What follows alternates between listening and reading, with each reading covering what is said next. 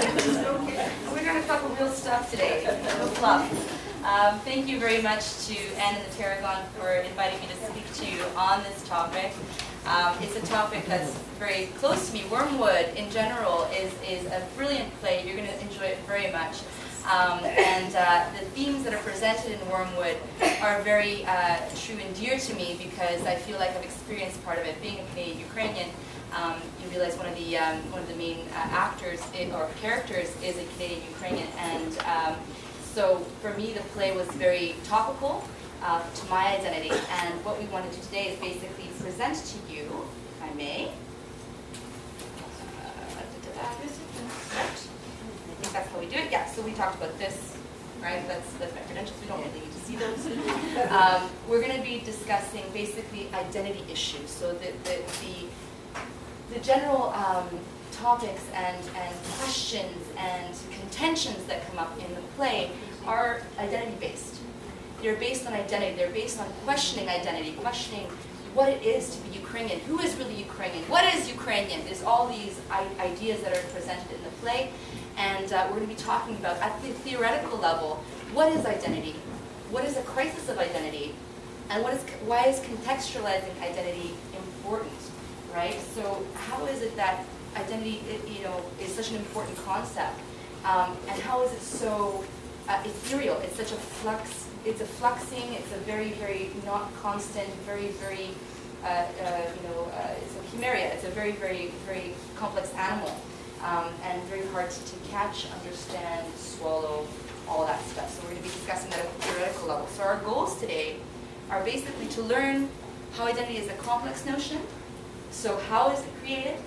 To learn how to contextualize identity as a process of a socialization. So basically we're looking at identity as a process and as a process that is maybe used to an end. Okay, so you're looking at basically why identity is created. So socialization is a politicization and politicization of identity, and how you can leverage identity. So these are things that we're going to discuss at the theoretical level. And also to apply these understandings in the context of the play. So you can go in and kind of, oh, I understand that because that's that theme, and oh, I understand that, that's that theme. So I want you to be able to pull things out of the play and kind of understand them at a theoretical level, and then make your own decisions from it after you've gotten the theory. So then you can go away with perhaps a different level of understanding. So that's the goals. And why do we have these goals, right? Well, basically learning, how these things are created will give you more agency. It'll basically help you make decisions and personal decisions. So we'll see that group identity is almost like a kind of a top-down thing. You're taught an identity from the top down. But once you understand how it's created and why it's created, it'll give you power to make a decision whether you're going to accept that top-down understanding of identity. So it'll give you more agency and more understanding of self, and really kind of questioning whether you want to accept a group identity that you can give it, right? So it's that kind of thing that we're going to do. And if you have, and maybe understand other people that have different identities than you, and kind of be like, well, I understand it's a process, so that's okay. We can maybe get along because I understand your process of socialization was different than mine. So there might be more understanding between two groups or within a group or between two people, because if you understand these concepts, you'll realize that, I don't want to give it away, but you realize that you might be able to get along with somebody a little bit better once you understand the theoretical way that identity works. Okay? So identity is a complex notion. Identity is not just something wholesale. You can't just be like, oh, well, when somebody asks your background, oh, I'm Polish, or I'm Czech, I'm Congolese. And people accept that as a wholesale thing. They accept that as this big kind of category, as if they know what that means. Right? You're given this, oh, I'm Ukrainian, like as if, yeah, we know what that means, right? It's a very complex level of layering of identities and group identities, and it's not a wholesale concept, and so that's what we're going to discuss right now. So identity is an interplay between individual agency choices of things that make you, like you're a Star Wars fan, that you like ice cream. These are the personal agency choices that make you part of your identity. I hate heights, that kind of thing. Things that are experiential, okay? And then you have group identity, and group identity is not necessarily experiential. It is taught, okay? And it's constantly changing. So I'm over the age of 30. I'm 29 forever, by the way, as many of you are. Au reste de mes 20 ans, right? At 20, you had a different identity than you did at 30, right? You have a completely different understanding of what the world is, okay? So it's in constant flux. Identity will change throughout your life until the end of your life. The only thing that is constant is change. It's true with identity. And nobody's born with an identity. Okay, this is something that is going to kind of maybe blow your mind. Nobody's born with an identity. We are not born Chinese. We are not born, Thai. We are not born East Indian. We are born what? You want to let your guess? There is a right answer. Blank space. We're born human. Right? Totally. We're totally born human. My blood is the same as your blood. Absolutely. Okay, we are human. We are all born human. That is the only identity we're born with. Okay? That's right. Not much. Right? It's great. But it's not much. And so my blood is no different than yours. If the world were different and somebody, the stork would drop a baby from the sky into a community, okay? And I accepted that baby. And I had never seen somebody that is perhaps Chinese, right? Our group has never seen somebody that's Chinese. But this baby fell from the sky and I love this baby. And this baby is going to be my baby. And I'm going to teach her how to be Ukrainian. I'm going to teach her how to sing. I'm going to teach her how to make baraniki. I'm going to teach her how to eat holopsy. I'm going to teach her how to dance. She's going to dance like a fiend. She's going to sing like an angel. Okay? She'd be Ukrainian. She would be absolutely Ukrainian. There'd be nothing different about her. Because if the group never seen anybody that's different, they might accept her as Ukrainian, and there'd be no different. For example, in Japan, true story, in Japan, when the first non-Japanese people arrived in Japan, beginning of the 1800s for trade and for things like that, it was such an isolated community that people that went into the rural environments in these Japanese villages had never seen a white person ever. They just thought they were a little sick. They thought they had a congenital disease. They didn't question their Japanese ethnicity. They thought they were Japanese. They just thought they were a little sick, that they had a little bit of a genetic thing. But that's okay. They were Japanese. Okay. So it depends on your even more. Let's talk about disabilities, for example, a physical disability. Okay, somebody is born with a twisted leg, or an arm that doesn't work, or has a facial disproportion or something like that. Now we think of, that's a disability. They're a different group. The word normal in the context of disability was not used in the English language until the early 19th century. Prior to that, during the Civil War, for example, in England, you have bones. People that have congenital disabilities, like fused bones, things that are very warped in their morphology, buried with soldiers. Okay, what would they be doing with soldiers? They wouldn't be physically able to fight, no, but they could peel turnips, they could cook, they could clean armor, they could do all sorts of things. Their physicality was not their fault. They believed that his appearance was a fault of the sins of his parents, or the sins of his grandparents. Not his fault that he looks the way he does, okay? And God damn it, he has to work like everybody else, okay? There was no difference in his humanity.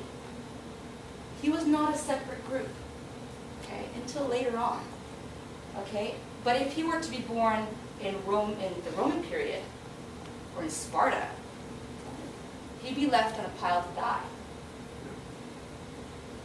Why? Because you're taught. It's what you are taught. It's what your group accepts, what your group teaches you is right, what your group teaches you is wrong. And that process is called socialization. Okay, and this process of socialization is done by socializers. And these socializers are your political, cultural, religious institutions in your community. It's your family, it's your peer group. All of these things are called socializers. And this process is called socialization. It's all made up, people. It's all made up.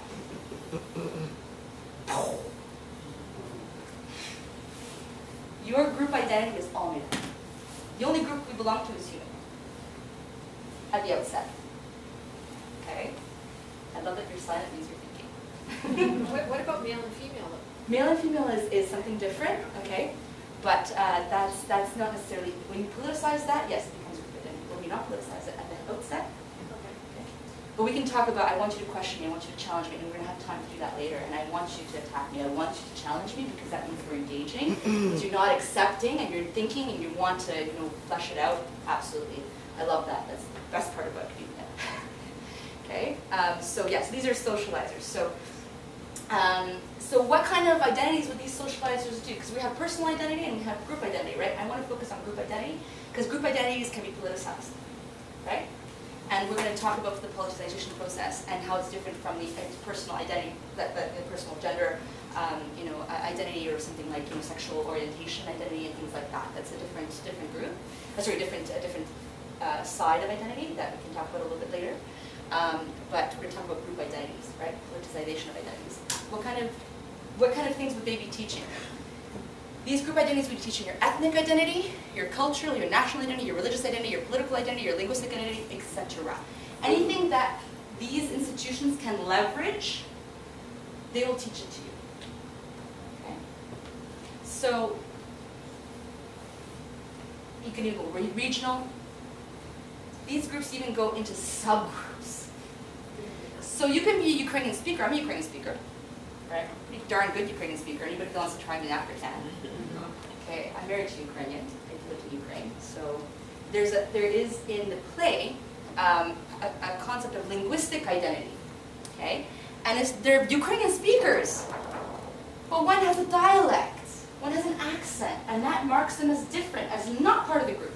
Even though he's a Ukrainian speaker, he speaks Ukrainian. But he speaks a dialect, he speaks an accent, so therefore, you're not part of the group. Even though you're linguistically part of the group, that becomes a rub, that becomes an issue. Okay? But we're still Ukrainian, we still speak Ukrainian. Oh, no. My group doesn't accept that. Okay? That's one thing. Canadian Ukrainians. I'm a Canadian Ukrainian.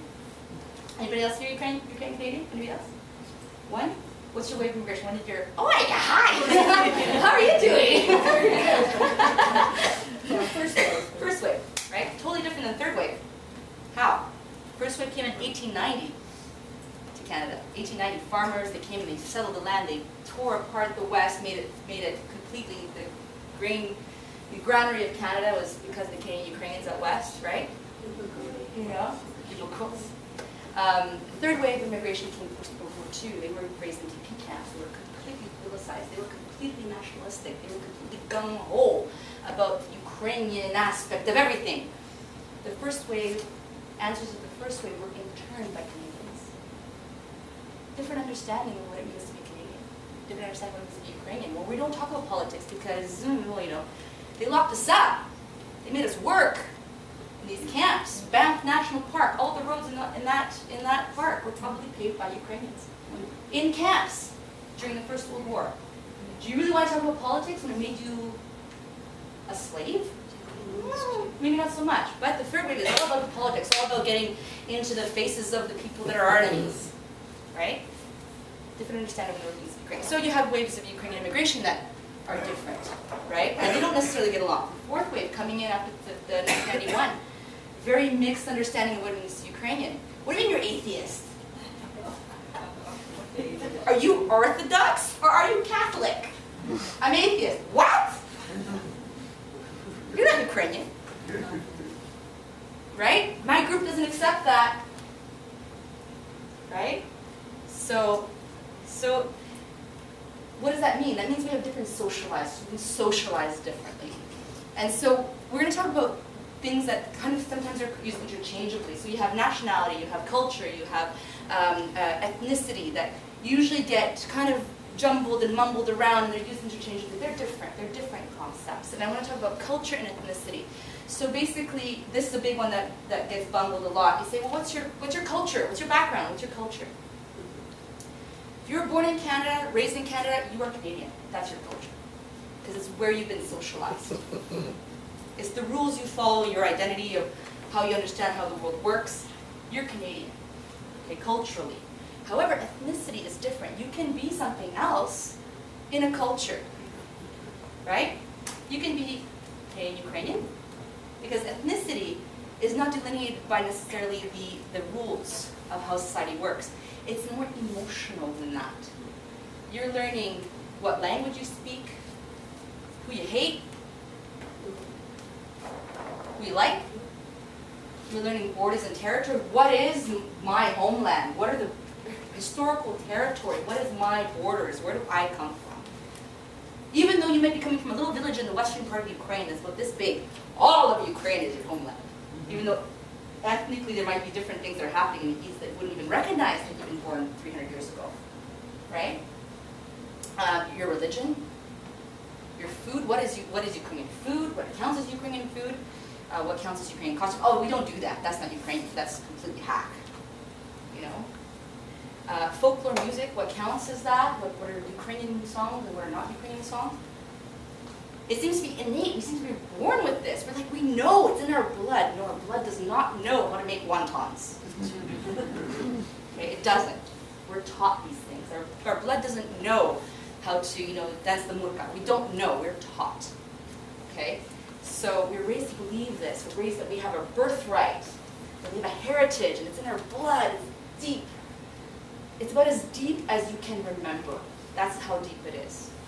Okay? And that blows your mind. I know some of you are going to throw eggs at me. I know. It's like, but what's me? It's me. I'm Ukrainian. How can you say I'm not? You are taught how to be it, and you choose to accept it, and that's how you are. Okay? But if you know that, then you can check. I can decide to uncheck tomorrow. Okay? The agency of being able to choose. Yeah. So it's an emotional thing, and it gets so emotional that you'll see it's so easy to leverage. Okay? So we're looking at, you know, the fact that ethnic identity might have different levels. So something that may be acceptable within an ethnicity. For example, Ukrainians generally accept that you're, you know, generally accept that you can be Ukrainian Catholic or Ukrainian Orthodox, and that's kind of a normal Ukrainian religion. You know, I think that the Starověrci are now becoming a little bit more accepted. So the people that believe in the pagan aspect of Ukrainian, religion, the pagan religions, are now kind of being accepted as Ukrainian as well. But you know, before it's kind of like, no, you are either Catholic or you're Orthodox. You can't be Baptist. Oh no, that's not a religion. And oh no, you can't be atheist. That's not a religion at all. Right? So you know, you can't have these things. However, you can also be pro-communist or pro-capitalist and be ethnically Ukrainian. However, does that mean that the group would be accepting of that? Not necessarily. Right? So let's look at two different ethnic Ukrainians. Right? So you have one group. He's ethnically Ukrainian, but he's Canadian nationally and culturally. He's Catholic religiously. He's anti-Soviet politically. He's straight sexually, and he's vegetarian lifestyle-ly. Okay? These two things are identity that are these are personal identities. These are individual identities. These are agency activated. These are taught. Okay? And we're not talking. This is not because I'm voting liberal. I'm voting. You know, or I'm voting conservative. This means I believe in democracy. That's a normal state of political being, right? The other group, let's say ex-Soviet citizen, came after 1991, so that's his culture, but he's ethnically Ukrainian, right? He's Canadian nationally because he took up a Canadian passport, so he's Canadian nationally. That's our nationality. We have a passport, and it's called, our nation is Canada, okay? He's atheist religiously. He's left politically. He might believe in a Soviet totalitarian environment, and he believes in that. That's his political orientation, right? He's straight sexually, and he's non-vegetarian lifestyle. Okay? So these are, again, agency. Okay? So, great. So what does that mean? Crisis. Will the real Ukrainian please stand up? What is Ukrainian? What is an ethnicity? What is Polish? What is British? What is all this stuff? It's all made up. It's all made up. It's all made up. So when people think that they are truly something, when they think I'm really British and you're really not, it comes to blows. It comes to, you know, you're rejected, I'm rejecting you. Who gives you the right to reject that person? You're both human. Right? You're not part of our club. Well, that's different. Clubs are different. But to say that you're not right, morally, to think that way or to be that way, nobody gives you that right. Okay? is kind of the idea of the borders, of patrolling borders of identity. I'm not letting you in. Okay. So people would assume that we're, because we're both Ukrainian, that, that we would get along, right? We would assume that, actually never assume that. Ukrainians are notorious for that. But anyway, so the idea of the fact that you're from the same ethnicity means that you don't have an understanding of each other. There should be some kind of glue that binds you together. Sure, if you're part of the same levels of identity that kind of match up one-to-one, then yeah, great, you're going to get along. But if there's something in the mix that doesn't jive, you're out. Some total game, right? You're in or you're out. So these things can, depends on how you feel about them, that can decide radically. If you're radical, radicalization of identity, right? Nope. You check, nope. Out. Okay, that's radicalization of identity. Okay? So, happens in diasporas, happens in cross-cultural environments, happens in, in clubs themselves. It happens in, it happens all over the place. It leads to misunderstanding. So if you believe that that person is something and then they're not, it leads into misunderstandings, deflated expectations, mistrust, avoidance. These are all these things that happen when you believe in your identity, and so much that you make it such a critical thing that you would willing to reject another human being because they don't see eye to eye to you. Right? Or you believe that they're not part of the club. The club is made up. Always remember that. Okay? Happens due to waves of immigration. Happened during the third and the fourth wave. There was a little bit of a clash, didn't come to blows. 1991 and the post-Soviet wave and the post-World War II wave.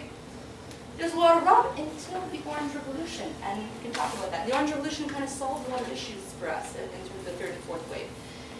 Second wave first, second wave versus the third wave. Oh yeah, there were fights in Alexandria Park on Bathurst Street.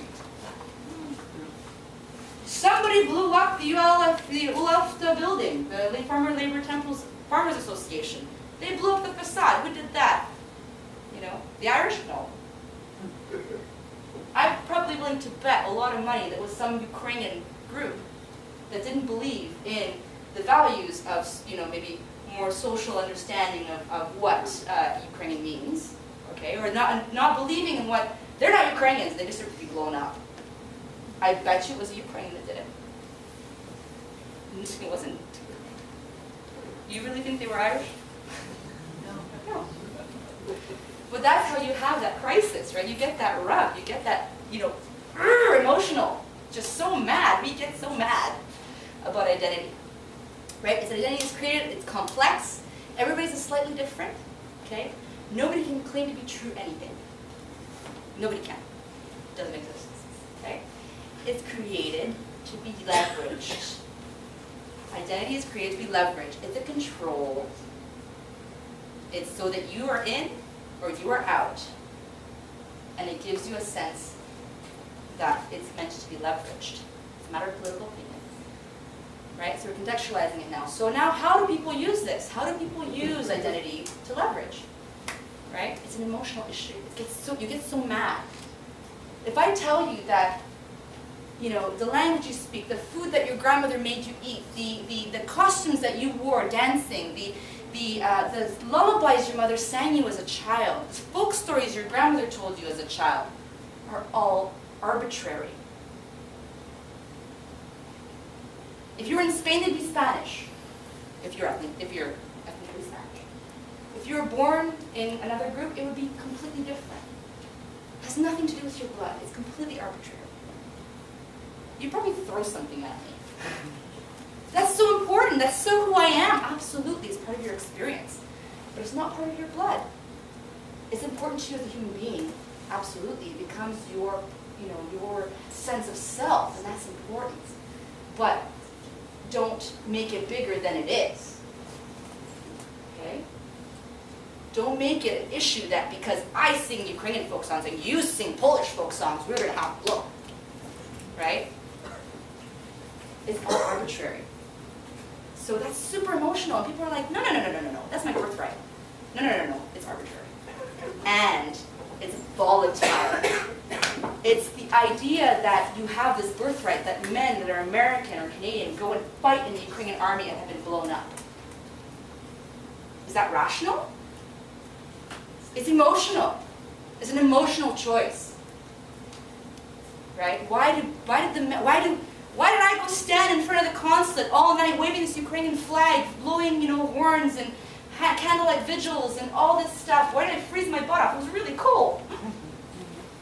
It was really cold standing in front of that consulate. It was really cold.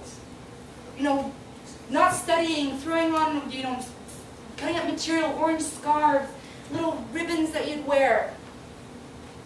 Time invested. Why? Because it's rational? No, I had an exam to study for, but I did it. Because I felt so strongly about it. It's emotional. So, if you have this emotion, this sense of drive, wouldn't you want to leverage that? If you're a political organization, you'd want to use that. Absolutely. There's nothing more than self-assurance. It's nothing more powerful than a self of I am doing what is morally correct. That is a super strong feeling. You can't teach that in terms of, you can teach it, but in terms of to harvest that and to harness it, if you're not feeling it, you can't necessarily teach it, right? You have to feel it. You have to feel emotional, right? So nationalism is an extension of ethnic group awareness, right? It's basically a politicization of a group ethnic identity.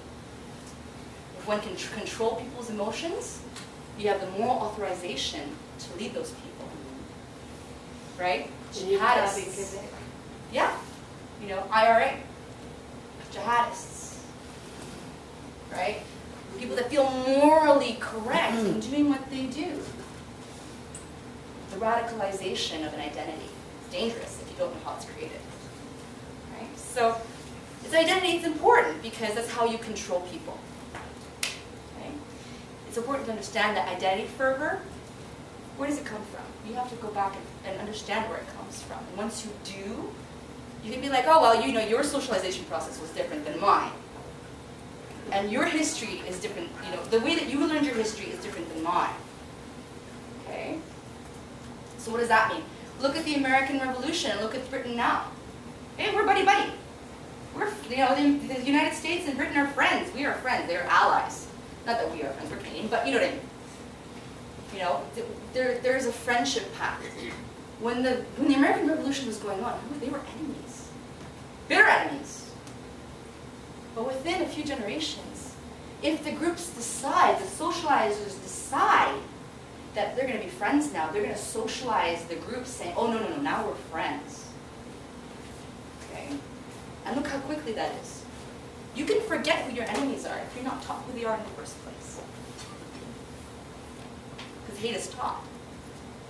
Now, if you have a personal issue, for example, if I went to Britain and I got beaten up by some idiots that are like, Britain, you have a North American accent, you're stupid, I'm going to beat you up. That becomes an isolated incident, becomes part of my identity personally, becomes my individual identity, right?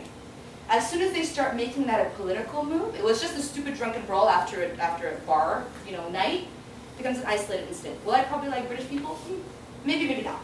Depending on how many other experiences I have with British people, right? But if that becomes a political movement, if they start having a political reason for doing this, it becomes a group identity.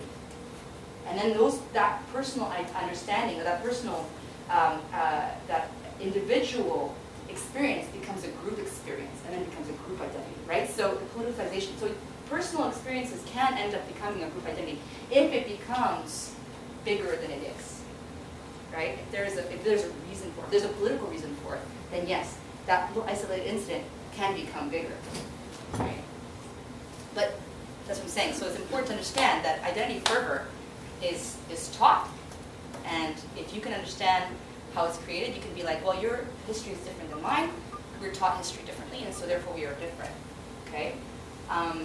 But if I were taught the same history, we'd probably see eye to eye. So let's talk about this in the context of the play, right? So the play is about learning, or kind of learning that what you thought identity was, not necessarily what you thought it was, right? What you were taught doesn't necessarily mean that other people see the same way as you. So this is what the play is about. And there are themes to watch out for. So there are concepts in the play that are time specific. So it's during the Orange Revolution, 2004. It's during the Orange Revolution. The Orange Revolution is basically a battle, a peaceful battle, and I am very proud to say it was a peaceful battle. Unfortunately, now it's not. Orange and blue. And what does that mean? Your political understanding of how the country should be run. Okay? The orange side is a little bit more nationalistic. Okay? The orange is Yushchenko. Okay?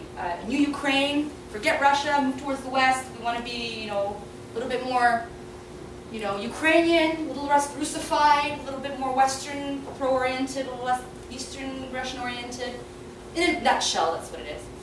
Right? We won't get into details. But blue, Yanukovych, who's more Russian-leaning. Russia's not necessarily an enemy per se, that they're a trade partner, that they're an important part of their history, that it's not necessarily something that they want to let go of. So you have these two understandings of how the country should be run politically, and it was really divided. So those concepts, orange and blue, will be used, and so that you're aware of what that means in the play. Okay? So look out for it. Linguistic. Now, the play is set in Zaporizhia, which is Central Eastern-y kind of feeling, right? They speak Russian, mostly. But they have a sense of being Ukrainian. They feel ethnically Ukrainian. So the Russian versus Ukrainian debate isn't as important. It is important. There is that kind of level of the difference between Russian and Ukrainian, absolutely. But it's not a big issue in Zaporizhia. The bigger issue is dialectal Ukrainian. That's a bigger issue in the play. And look out for that. If you speak Ukrainian, you'll understand why. Okay? But the whole idea of your dialect not being acceptable as Ukrainian, as not being Ukrainian, as being an atrocity, is an important thing in the play. Okay? My Ukrainian is great, so it's not necessarily a diaspora thing. Okay, so some people do speak pretty with a big English accent in Ukrainian. Some don't. Right? So this just don't take it wholesale. So that's one thing I want to say. Just don't take the fact that diaspora speaks like bumpkins. They don't. Okay, just that's an identity that's presented in the play. However, that's not a whole identity, right? Because it's complex. But diaspora doesn't necessarily mean that you speak terribly. Okay, but in the play, it's presented as such. Okay, your education and your class identity. There's a little bit of that in the play, right? So who is morally obligated to speak for Ukraine? Who's morally obligated to make choices for Ukraine? Is it a matter of your education? Is it a matter of your class? Okay, there's a little bit of that. There's a professor, and there's a doctor in the play. So, right, is there a level of that too going on? A little bit of class identity. Well, I'm smarter than you because I'm better educated than you. So therefore, should I be making the choices? Right? Diaspora versus national Ukrainian. So the culture you're born in becomes more important than your ethnic identity in the play. So look at that too. Look at the fact that if you're a diaspora or if you're nationally Ukrainian, does that make a difference in your moral right to have a say? If you're ethnically Ukrainian but you live abroad, who gives you the right to have a say in Ukraine? But I'm ethnically Ukrainian. So, you don't live here. There's that aspect of identity. Right? So you have to take a look at that and the rub that people have with that. You're not part of our group. Right? So the borders of who's in, who's out. There is a bit of regional identity too. So if you look at the regional identity, you'll see that that's an experiential thing. So your regional identity in this case is actually an experiential thing. This is actually an individual identity, okay? And there's an individual level of identity in the play when you talk about regions of Ukraine, okay? So where somebody is from I'm not going to give it away, but where you're from in Ukraine matters how you experience certain catastrophes. And your reality because of a certain catastrophe. So that's experiential. Okay. This is all taught. That's all made up. But this is something that's experiential. Okay. And becomes a group identity. Because it affects a lot of people. So, You've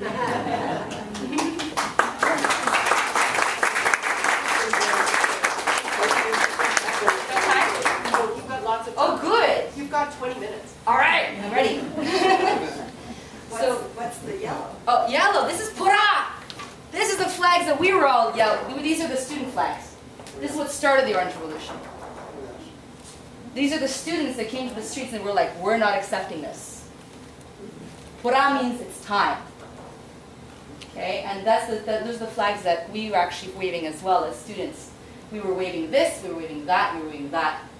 Right? Big symbols of who we were, our identity as students. What year was that? Yeah, what's the date? 74. No, 2004. 74. 2004. Oh, 11 years ago. Wow. And what was it that was no longer acceptable to those students? Why To the did they take students? to the students? It's kind of a complex issue. There's a whole bunch of things that were happening. The fact that it's more of the idea of they wanted a new Ukraine. They wanted choices. They wanted new. They didn't want they call it lustracja now, but it's kind of the washing of the old guard, letting new guard in, letting a new understanding of what it is to be Ukrainian. The West is opening up. Remember, this is when internet is coming in, that you have lots of internet access to different things, that you're ready, you're believing in what Yushchenko was saying. You're it's time for a change. We Right, just did time. that here. Yeah, it's time for a change. For everything there's a time. Right? There's a cycle. So that's what students were really upset about. They wanted change. They knew that this wasn't working, that this old system was, Kuchma and this, it just wasn't working. And these students were being educated. They were accessing the internet. They realized that, wait a tick, the world can function differently than this. There's a lot of corruption then. There's still lots of corruption Everywhere. everywhere. It's just a little bit more open there. And that's another thing that you'll actually, thinking about corruption and your understanding of corruption, think that as a theme in the play too. There's that aspect in the play as well. So you might want to think about that too when you're listening to the play. Corruption is still a big issue, as it is everywhere in the world. But in Ukraine, it's kind of like ingrained in the way the system works. And we can get into that. That's very, very interesting. But Would it be a little bit analogous to the Czech Republic and Slovakia? A little bit way. The Velvet Revolution in '56. Is that what you're talking about? And then the eventual separation. That was, yeah, but no. There is again, it's all made up, right? So where you want to delineate your borders is really made up, right? I know that my professor, Freshman Gachi, was actually in the Czech Republic, or what would be Czechoslovakia at that time, during that revolution. He was a student during that revolution, believe it or not. He made a reference to that as well when that was happening, when this was happening, because he was my professor during this. So, and he didn't believe this was happening. Yeah, he didn't believe this was happening when I told him, hey, professor, it's going to blow up. And he's like, nah. Right? And then, sure enough, 2 weeks later, Maidan. And CBC called him, and he called me. We'll talk to Mariska Melnick. She needs to talk to you about the Orange Revolution. But yeah, he made an analogy to it. The details I wouldn't be able to go into, but he made an analogy to it at that time as well. Yeah. But what is the Ukraine ethnically, they're different, like the Czech Republic was? It was? Or was it thought it was? Well, it was. I mean, that's why they split up in. Because they thought they were different, right? Well, Yeah. Because we just learned, you just learn how to be different. Yeah. I mean, there is a very large division between, you could go on for hours about the history of Ukraine and the ethnic composition of Ukraine. Again, ethnicity is a random concept. It's something that you choose. It's something that you're taught. But it's something that, yeah, there is a feeling of you know, I'm a linguistically Russian speaker in the East. There was a very large genocide in the East, and you had to replace those people. So, were those people taught to be Ukrainian, or were they taught to be Russian? Right? So that's all, you know, that's part of the mix. But again, it's all how you choose in the end. Right? It's all how you choose to teach your children. So yes, there is that division. But if you talk to somebody from Zaporizhia, you talk to somebody from you know, what was at the first state of Ukraine, it's all kind of in that area. The first state of the Kazakhstan, right? That first state of Ukraine, the first independent polity, you know, independent being, you know, democratic and not Russian, not Polish, right? That was the center of that, right? And this Zaporizhia, that's the birth, like kind of like almost the birthplace of that independence. So it's like Canada. In which way? Not English, not American. Well, identity is super fluctuating, right? Canada is a beautiful little melting pot. And Kazakhstan was too, actually. You didn't have to be ethnically Ukrainian. Ethnically Ukrainian wasn't really an idea back then during Kazakhstan. You were a Kazakh, and what does that mean? You were Orthodox. That's it. You could be Turkish, you could be Mongolian, you could be whoever. As long as you were Orthodox, you could be a Kazakh. You couldn't be Catholic. That was just not possible. Okay? But that's, again, it was a melting pot concept. It wasn't an ethnic concept, it was a religious concept. Okay? Sounds familiar nowadays, too. Oh, yeah. It's a perpetual issue because you're going to have groups always. You're going to have people wanting to control groups always. So it'll be a perpetual issue. Okay. So yeah. Any other? So it's all about power. Yeah. Absolutely. And difference. And our probably our natural instinct to dislike things that are different. Mm-hmm. You're taught to dislike things that are different. Why? Why are we taught, and why do we let that happen? Because you want to control a circumscribed group, right? So say, for example, you want to control a group, a border group. Right. Right? So you want to have your little tin can, because you know you probably couldn't control more. So you want that little tin can, right? You know as a ruler, for example, I'm a despot, right? I'm a despot, and I see my little territory. It's circumscribed by some natural borders, a river here, a mountain here, you know, maybe a plateau here. I can control that fairly easily. So I'm going to make that my territory. As much as somebody thinks they can control, they're going to put you into the fold, right? So you look at nationalism and the French Revolution. They were going to make everybody French. Napoleon was going right across Europe because he felt he could control it, and he was going to make everybody French. He was going to make everybody French except the Republic. Except the Empire. He was ready to become Alexander, and he was ready to make people French, or make people in Alexander's case Greek, Macedonian. Okay? So he was ready to do that because Alexander brought these socializers in every place he went. Right? He created an Alexandria in every place he went. Right? How many Alexandrias were there across the world when Alexander the Great was conquering? Because he's putting socializers into place that he could control. Right? That makes sense? So you're trying to, whoever you don't want in your group, you're pushing out. Whoever you want in your group, you're accepting. The number of people who make those decisions are fewer than others. Oh, absolutely. And yet, Right. it always happens. Right. When you get power. We couldn't hear her comments, please. Oh, sorry. You were saying that, that there's so few people that make those decisions. The idea of who's in, who's out. It's a very small group that are the catalyst for these socializers. But once it inculcates, the whole group self-controls. That's the beauty of it. Right? The beauty of it is that you go from top, you drop that little drop in the brain of somebody, it poisons the brain, and then it spreads. And you self-regulate. It's beautiful. There's nothing more awesome as a politician for a group to self-regulate. That's genius. That is. I don't have to worry. They're all going to keep themselves hate, everybody else I've taught them to hate. Huh. Life's easy as a despot. Right? So these are all these cons. Yeah, go for it. Well, power isn't always that pernicious, though. I mean, No. we elect democratic governments, and there's a group that there's a group that was out a month ago, or that was in, and now they're in. But we don't expect them to act in the best interest only of themselves. Right, because your political identity means that you trust the government.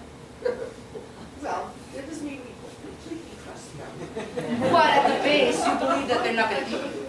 Yeah? No, that's why we get changes, because at a certain point, we don't trust them. But we don't have to, there's, I guess, enough trust that we allow things to change. Mhm. So the power is there.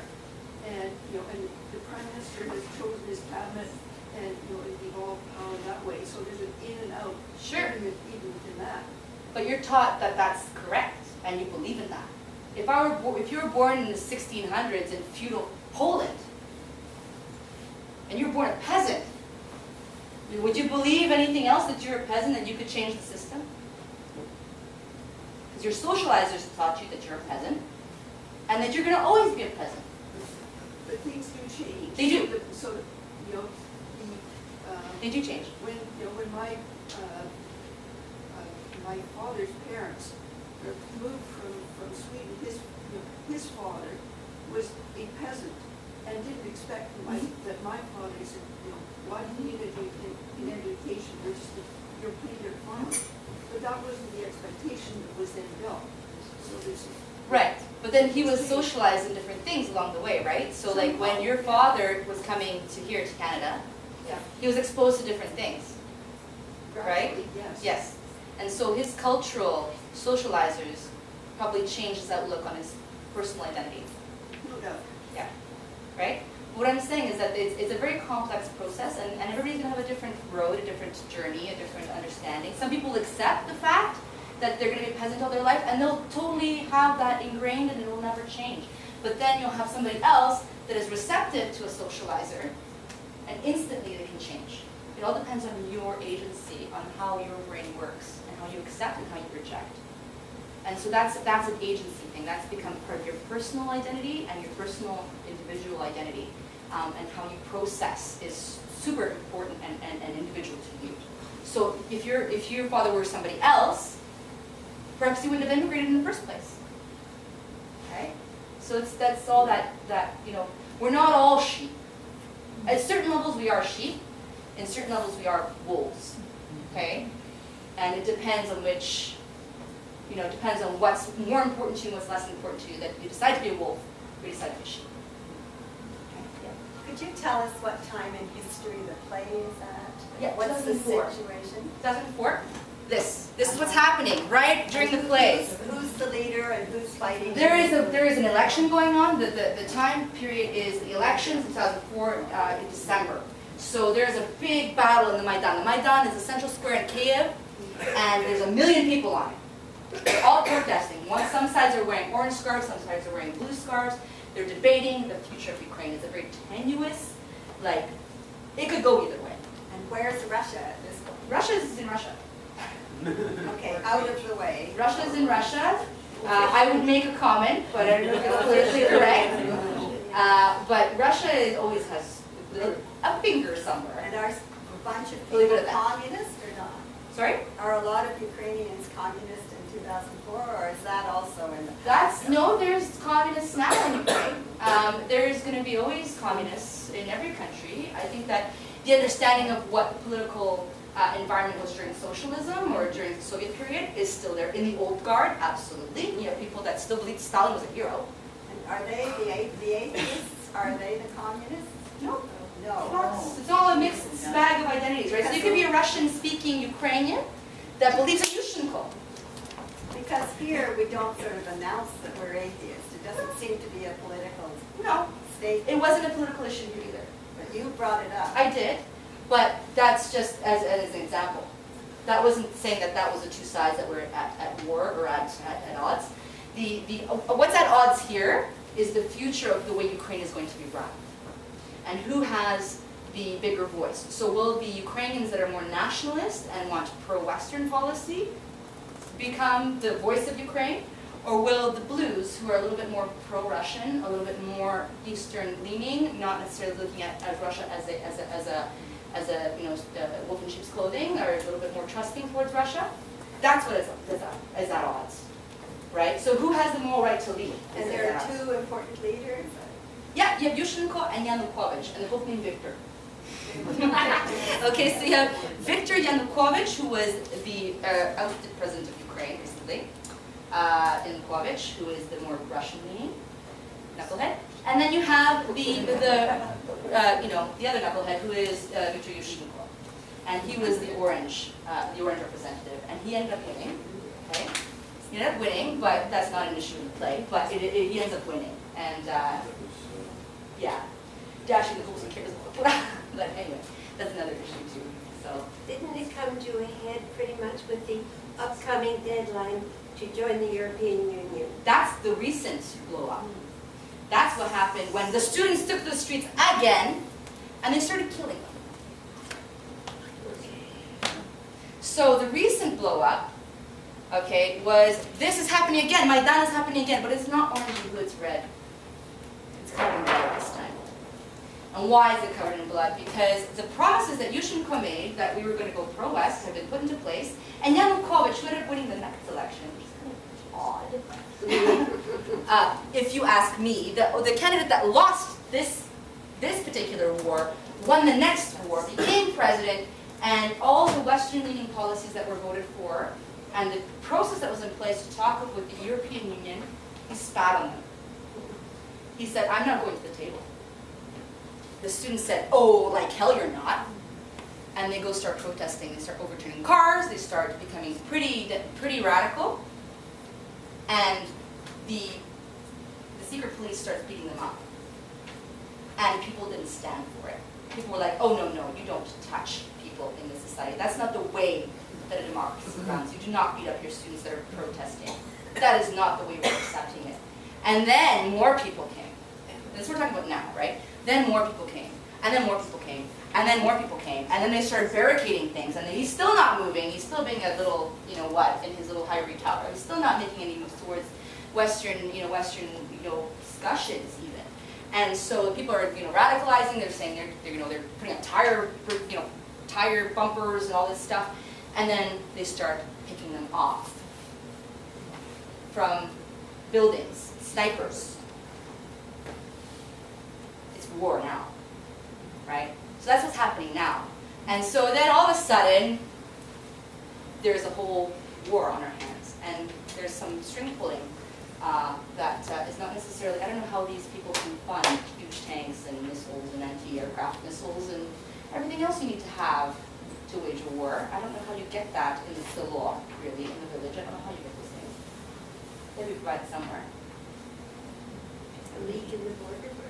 Yeah, perhaps. Several convoys of mushrooms, really. So, Or oil. Epsom salts. Does the Canadian political attitude toward the Ukraine come into the play? Yeah, absolutely. Not necessarily Canadian governmental attitude, but definitely Canadian governmental attitude because the type of character that's there. Yes. So you have an observer. And that is a Canadian pledge to say that we want free elections in Ukraine, right? But he is Ukrainian. Ukrainian ethnically, culturally Canadian. That's kind of the issue. Was he a Tory? That I don't know. He's very young and handsome, though. I don't know that. Yes. Trying to jog my memory. We're in the process. One of the leaders which ticked off the Russian people in the Ukraine, Russian speaking, said that only Ukrainian would be the official language. Yes. And who was that said that? That is a debate that happened since the Soviet Union fell apart. And Yushchenko says he wanted to make things Ukrainian. He was the orange side. Yeah. There was a movement towards that. It never came into fruition. Russian language is still the only minority language that's protected in the Constitution. It still is. protected by right, and it's the only one, the only post-Soviet country, I think, that still protects, other than Russia, that protects Russian language in their constitution, which whoever else does it. Does anybody else do it? I don't think so. I think we're the only ones. Now, was that a factor in the ethnic Russians Oh. calling in their buddies from Russia? Yeah. Yeah. Linguistics and the Black Sea Fleet. Those are the two issues in Ukraine always. And guess what happened to the Black Sea Fleet? Russia just took it. They're like, oh, we're done with this messing about you, Ukraine. We're just going to take it. We're done waiting. That sort of thing is like, Crimea's ours. Free election, sure. 90% vote towards Rebecca. Right? And that's the other issue that just blew everything up.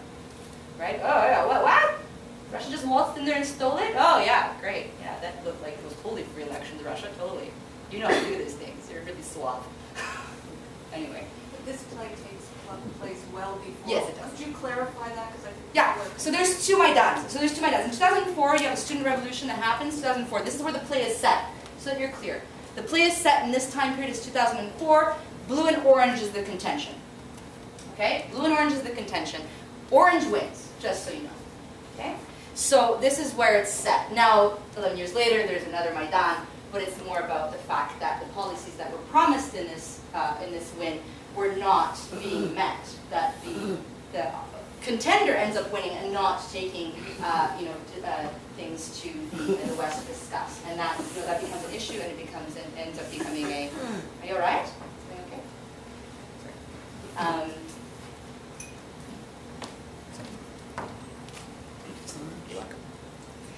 So that's the second Maidan. So there's two Maidans. Right? This was peaceful. It was very peaceful. The second one was not. And that's what sparked big hoopla. Yeah. Yeah. Oh, we have one more. I don't know if we have time for one more. We have time for one more? Yeah. I remember a beautiful woman named Yulia. What Oh, happened? Yulia Tymoshenko has become a persona non grata. She was the first Maidan. She was the right-hand man of Yushchenko. Then she created her own party. She was jailed for fraud. And she came out of jail in a wheelchair with high heels on, beautiful high heels on. She was the second Maidan, so this one that just passed. And she was speaking, and she was trembling, and she was crying, and she was beautiful.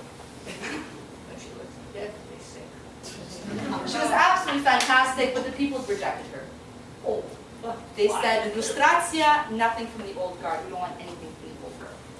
So Yulia had a bit of support in the interim between these two Maidans.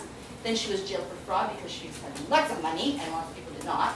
And so they were like, how did she get all these millions and millions and millions? And she became an example. They threw her in jail. She was in jail, and she was released during the second Maidan. And she came out, she spoke, and people were like, yeah. Now she has her own talk show, I'm sure. So that's what happened to Yulia. Okay. So Please join me in thanking Anastasia.